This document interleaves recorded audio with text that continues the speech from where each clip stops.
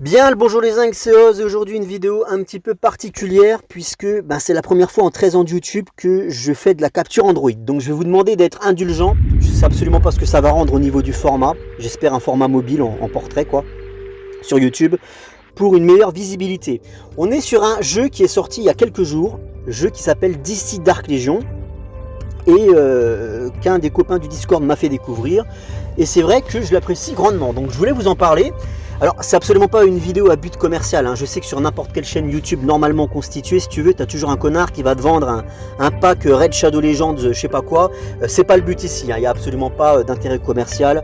C'est juste que je vous parle de ce jeu comme j'aurais pu parler de n'importe quel jeu d'ici dans la rubrique cosplay sur n'importe quelle plateforme. Il se trouve que celui-ci c'est sur téléphone, donc ça change un petit peu. Donc l'idée ça va être de construire une base avec beaucoup de personnages d'ici, de faire évoluer cette base et ces personnages afin de contrer une menace qui est représentée par le Batman Kiri, qui vient en fait d'une autre dimension foutre un maximum de bordel sur Terre. Il répand une brume toxique violette qui contamine les gens, et donc l'idée ça va être de recruter des membres pour former une équipe pour contrer le mal. Voilà, au niveau du scénario ça va pas chercher midi à 14h, t'imagines bien. Quoi qu'il arrive on s'en fout, on est juste là pour jouer avec nos personnages d'ici préférés. Donc je vais faire plusieurs vidéos. Dans la première, je vais vous présenter les rudiments du jeu, vraiment l'intérêt principal, à savoir la base, celle que vous voyez actuellement. Et puis, on fera un rapide tour du roster. Voilà à quoi ressemble votre base. Donc en fait, c'est comme un Fallout Shelter. Alors, il faut savoir que je suis un très gros joueur de Fallout Shelter, donc je vais établir plusieurs ponts, plusieurs rapprochements entre les deux jeux tout au long de mon analyse en fait. Voilà. Donc, si vous avez joué à Fallout Shelter, tant mieux. Vous allez voir que ce sont deux jeux qui sont assez similaires et je pourrais même dire que DC Dark Legion copie pas mal de choses. Ce qui n'est pas un mal, c'est très bien quand on s'inspire des meilleurs, hein, moi j'ai rien contre. Donc voilà, la base, vous avez un plan de coupe similaire, c'est-à-dire qu'on va progresser de haut en bas grâce aux ascenseurs. A noter qu'il y a une différence qui est quand même pas des moindres avec Fallout Shelter, c'est qu'ici les salles elles sont prédéfinies, vous pouvez pas les modifier en fait. C'est-à-dire que, vous voyez ici j'ai un quartier d'habitation à construire, je suis obligé de construire un quartier d'habitation ici, je vais pas pouvoir mettre un salon ou autre chose. Dans Fallout Shelter on mettait ce qu'on voulait, là c'est pas le cas. Hop, donc on construit. Vous avez dans toutes ces salles le hub du hub, donc la salle principale qui est le centre des opérations qu'on peut améliorer, je suis actuellement niveau 8. C'est ici que tout se passe. Alors les salles vont vous demander, pour être améliorées, pour passer à un level supérieur, soit des items, par exemple de l'argent ici, vous voyez, on me demande 3000 billets, ou on me demande même 2500 étoiles de héros. Et en plus de ça, des conditions. Améliorer préalablement le laboratoire de recherche niveau 5, etc. Hop. Donc l'idée en fait ça va être justement de faire fructifier vos ressources, d'améliorer votre base et vos personnages pour être de plus en plus forts. Si je prends par exemple le Nexus d'entraînement, vous voyez qu'il y a un petit item, une espèce de carte mémoire avec marqué expérience dessus, donc là je vais les récupérer. Comme dans Fallout Shelter, il faut cliquer sur les items pour les récupérer. Alors après il y aura peut-être un système pour automatiser tout ça, mais pour l'instant il faut cliquer. On va regarder ce qui se passe dans le Nexus d'entraînement. On est sur une salle d'entraînement comme son nom l'indique, et on peut voir que je peux affecter des personnages. Vous commencez le jeu avec deux personnages qui sont scriptés, qui sont Wonder Woman et Green Arrow. Je pense que c'est pour tout le monde pareil, en tout cas moi c'est les deux personnages que j'avais au début. Et après l'idée ça va être de les recruter, d'en gagner d'autres. Donc il y a plusieurs façons d'en gagner, on va voir ça après. Et donc cette salle me permet d'affecter deux personnages pour produire plus d'expérience. L'expérience sera partagée pour tout le monde. Donc là j'ai affecté Wonder Woman et Vixen. Si je clique sur Vixen par exemple, on peut voir que je peux affecter par exemple Catwoman ou Red Hood. Je peux également affecter Mera. En fait je peux affecter tout le monde, c'est juste qu'il va falloir que je fasse attention, que je sois vigilant aux capacités des personnages. On voit que je récupère plus d'XP en affectant Red Hood que Mera. Mera elle a d'autres spécialités. Donc, vous voyez, hop, par exemple, bon je vais laisser Vixen pour le coup, hein, on va toucher à rien, puisqu'elle est assez efficace, elle rapporte 15%. Wonder Woman 15%. Et évidemment il va falloir améliorer ces salles. On va améliorer par exemple la bibliothèque. Alors là je peux affecter personne. Pour la faire passer level 3, il va falloir tout simplement cliquer sur le bouton améliorer plusieurs fois, ou alors rester appuyé, et vous allez voir qu'en bas ça va me débloquer des items. Vous voyez j'ai 3 bibliothèques, 2 salles d'études, hop ça m'en a remis une quatrième. Hop, si je reste appuyé, ça va beaucoup plus vite. En appuyant, en restant appuyé, en fait, vous débloquez tous les items qui sont nécessaires à l'amélioration au level sup. Après quoi, il vous faut rappuyer sur améliorer. Et là, vous aurez le choix entre soit vous l'améliorez de manière instantanée, ce qui va vous coûter 4 items de je sais pas ce que c'est. Je sais pas ce que c'est que ce logo. Oui, parce qu'en fait, c'est un jeu dont le tuto est assez léger, je trouve. Et j'ai encore pas mal d'interrogations. Hein. Voilà, je maîtrise pas tout, donc ça va être à explorer. Comme beaucoup de jeux mobiles, en fait, ça va être très empirique. Votre façon d'apprendre, ça va être très empirique, c'est-à-dire que c'est en faisant des conneries et en continuant de jouer que vous allez apprendre, que vous allez tout découvrir. Je ne maîtrise absolument pas tout, je tiens à le préciser. Donc là, on me demande soit de l'améliorer instantanément pour 4 je sais pas quoi, soit j'accepte le timer et c'est gratuit. Donc je vais prendre le timer, on est sur des petites améliorations, des petits levels. J'ai que 20 secondes à attendre, c'est pas bien méchant. Hop. Là par exemple, dans la salle qui s'appelle Wine Steel, je peux récupérer des items, de la ressource encore et toujours. On va construire le laboratoire de recherche ici. Hop. Et on va déjà y affecter des persos. Les persos scientifiques, c'est mieux. On voit que Mera, par exemple, elle a une affinité avec les sciences, donc on va l'affecter. J'aurais pu mettre également Atom, mais vous voyez qu'Atom, il est déjà dans une autre salle, dans un autre laboratoire. De toute façon, je peux affecter qu'une personne ici. Hop, donc ça, c'est plutôt cool. Donc voilà, l'idée, vraiment, c'est de progresser de haut en bas, comme je disais, d'améliorer votre base. Hop, jusque-là, il n'y a rien de très très compliqué.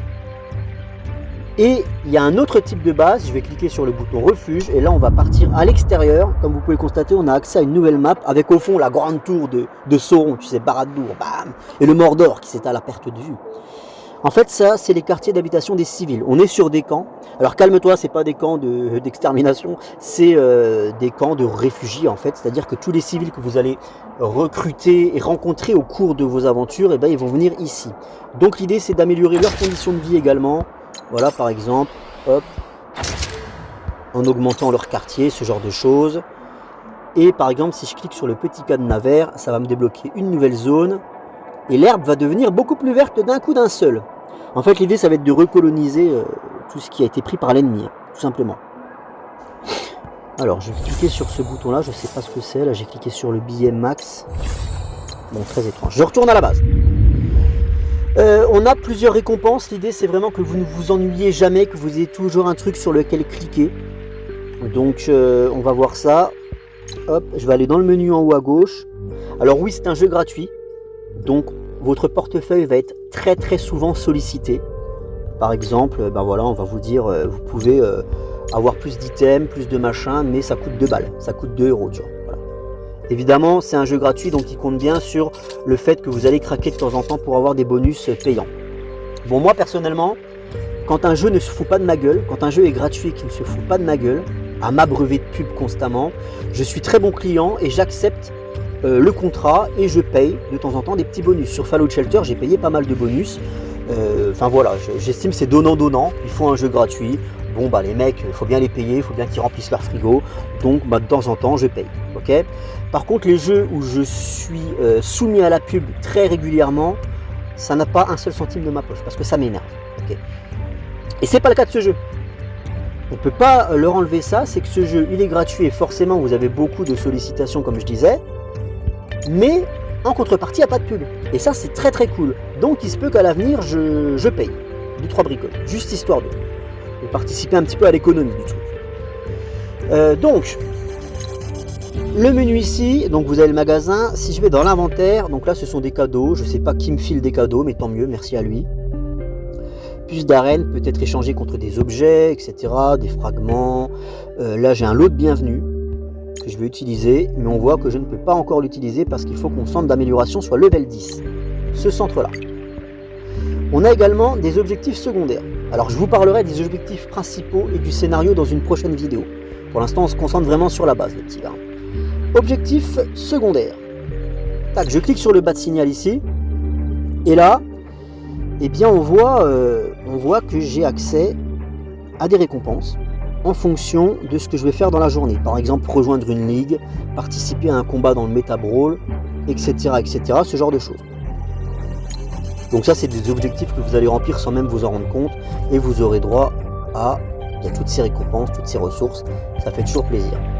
On a un autre type de récompense, ce sont les boîtes mères. Donc là je clique sur ma petite boîte mère. Alors là j'en ai pas, je peux pas vous montrer. Vous avez des boîtes mères vertes à rouge. De gauche à droite, c'est l'ordre d'importance en fait. Vertes, ce sont les plus communes et rouges, ce sont les plus rares. Vous allez débloquer des boîtes mères en remplissant des sous-objectifs. Par exemple, vous allez débloquer 15 boîtes vertes. Quand vous allez vouloir les décoder, vous ne pourrez pas les décoder indépendamment. Il faudra décoder les 15 boîtes vertes d'un coup. Mais à chaque boîte décodée, vous allez gagner en haut à droite. Regardez, on a une boîte jaune qui est en cours de chargement. On est à 31 sur 50. À chaque fois que je vais débloquer une boîte, quelle qu'elle soit, eh bien, ça va me charger ma boîte jaune. Et quand j'aurai 50 sur 50, eh bien, je gagnerai une boîte jaune en fait. Donc c'est assez étrange parce que plus vous allez avoir de boîtes et plus ça va vous en donner. Un système un peu infini quoi. Enfin c'est pas infini parce que la preuve j'en ai plus là, mais voilà. Vous avez compris l'idée. Je pense que j'ai à peu près fait le tour. Maintenant on va aller jeter un œil du côté du roster. Alors déjà en haut à gauche on peut voir que j'ai une petite icône Catwoman. Je clique sur elle. Ça c'est moi qui ai personnalisé mon avatar, hein. J'aurais pu mettre n'importe qui dans ce que j'ai déjà disponible dans ma base, mais j'ai mis Catwoman parce qu'actuellement c'est ma préférée avec Mera. Alors d'ailleurs c'est la méga classe en fait si tu veux, parce que Mera c'est le premier personnage jouable non scripté que j'ai débloqué dans le jeu. C'est complètement craqué en fait. Le premier personnage que je débloque c'est Mera, putain de merde. Ça c'est le dieu DC Comics qui m'envoie directement un signal si tu veux. Hop, donc là j'ai laissé Catwoman et vous allez pouvoir effectuer votre équipe de 5 membres. Ici, vous mettez vos favoris, c'est ce que j'ai fait. Voilà, on a Catwoman en chef de file, Mera en deuxième, le Redoute parce qu'il ne faut pas déconner, Wonder Woman parce que c'est vraiment un personnage que je kiffe, vous le savez, et évidemment Hal Jordan parce que Hal Jordan, bordel de merde. Et puis les autres, ils iront se faire enculer, surtout Oliver Queen, qu'on nous fout dans les pattes dès le départ, bordel de merde, c'est infernal ça. J'ai débloqué Atom, j'ai débloqué Black Adam. Alors ça, je vous l'ai pas dit aussi, mais si je vous l'ai dit, je sais plus.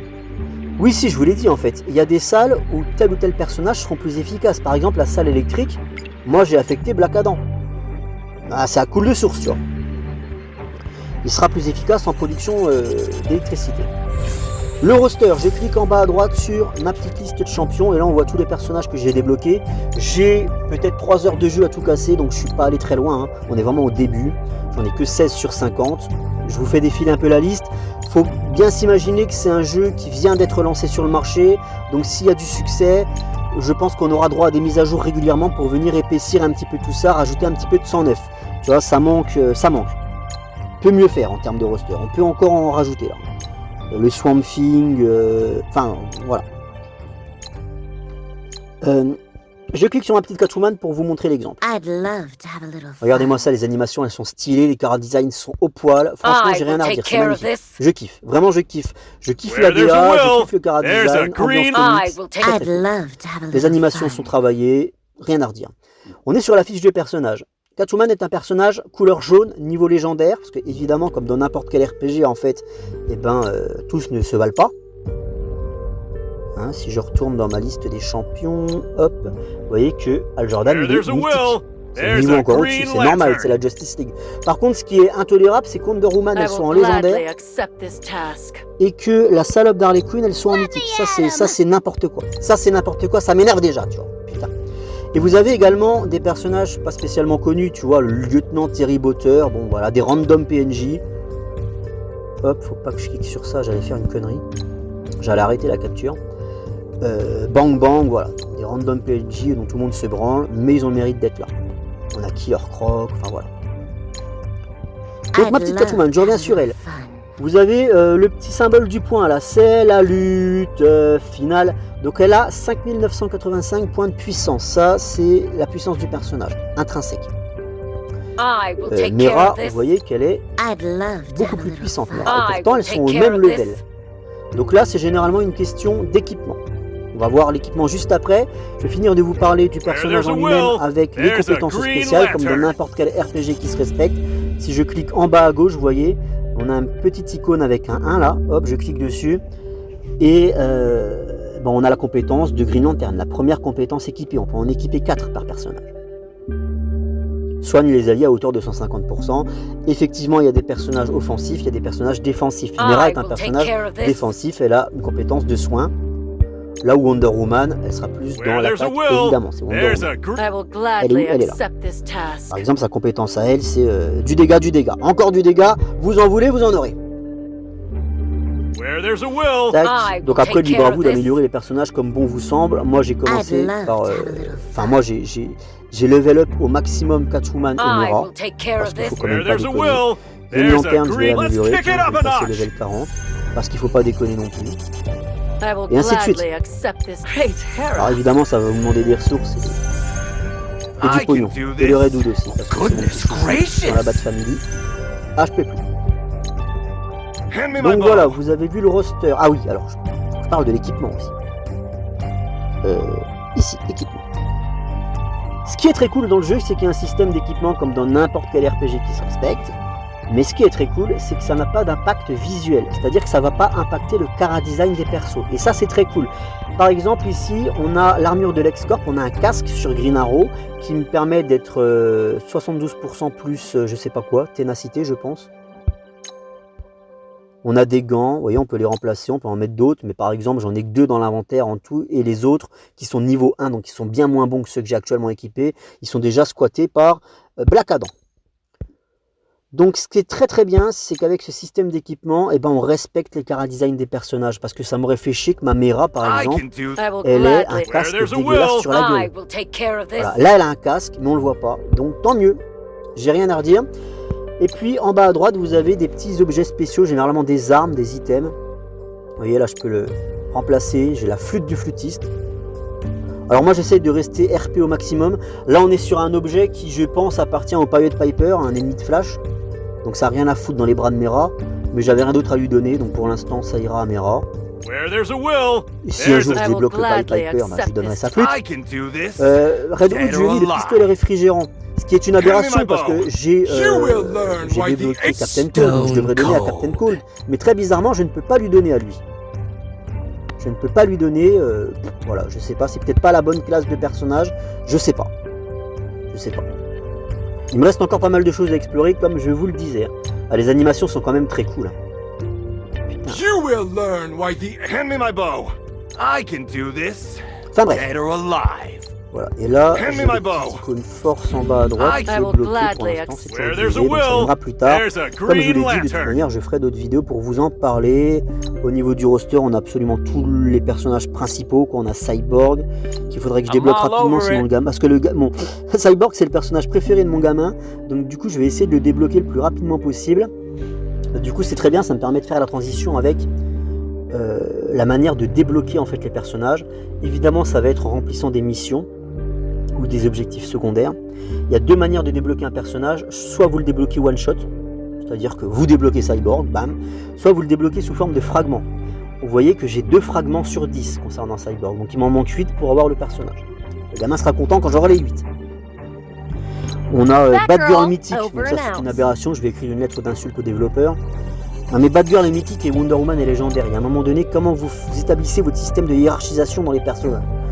Ça veut absolument rien dire. Poison Ivy est mythique, ça, tu vois, c'est n'importe quoi. Par contre, Deathstroke is here. So bring the Deathstroke is Shazam to the rescue. J'aime bien, les chara-designs sont propres. Hein. No one can withstand my canary cry. Deadshot, Batgirl, over and out. I've got this. Nightwing. Est-ce qu'on a un petit Superman quelque part? Je voudrais juste voir son costume. Je le vois pas. Peut-être que c'est un personnage un peu spécial. Zatanna. Alors, non, je vois pas Superman. Ah bah si, il est là. I am Superman. I've got this. Costume assez spécial. J'aime bien le costume en vrai. Enfin, surtout la coupe. C'est vrai que le bleu turquoise là sur les flancs, c'est un peu spécial. Mais la coupe est très cool. Et Batman, comme ça vous aurez vu les principaux. Ouais, putain, pas mal. Pas mal, ça ressemble à Arkham Asylum un peu son costume. Voilà, si je vais dans recrutement, on peut voir que je peux évidemment payer de ma poche des personnages. Je peux également m'adonner à ce genre de trucs que je ne maîtrise pas pour l'instant, les tirages. On va essayer en direct. Si je fais un tirage, peut-être que j'ai une chance de le gagner. Cinématique, que se passe-t-il? Ah, j'ai débloqué un Zaz, c'est Zaz. Zaz avec le masque de l'épouvantail ou je sais pas, c'est très étrange. Ok. Et évidemment, on va vous demander de mettre la main au panier. Enfin, à la poche, plutôt. Bref. Dernière chose. Vous voyez que j'ai mon petit bac logo là, comme j'expliquais, avec des objectifs secondaires à remplir. De temps en temps, vous allez avoir un objectif rouge qui va s'afficher avec un chronomètre très long généralement. La dernière fois, j'avais un chronomètre de 24 heures pour débloquer le personnage de Catwoman. Donc on va vous demander de remplir des objectifs secondaires du type améliorer votre centre de recherche jusqu'au niveau 10, passer 5 personnages au level 35, ce genre de choses en fait. C'est comme ça que j'ai débloqué Catwoman, parce que j'ai fait tout ça avant la fin du compte à rebours, tout simplement. Voilà, écoutez, fin de la première vidéo, je vais en lancer une deuxième dans la foulée pour vous parler un petit peu du système de mission. J'espère que ça vous plaît, dites-moi si vous avez téléchargé le jeu. Dites-moi quels sont les membres principaux de votre équipe, tout ça, et puis voilà, j'espère que la mise en ligne va bien se faire sur YouTube, que la vidéo sera propre. Bref, merci les petits gars, et à la prochaine. Ciao.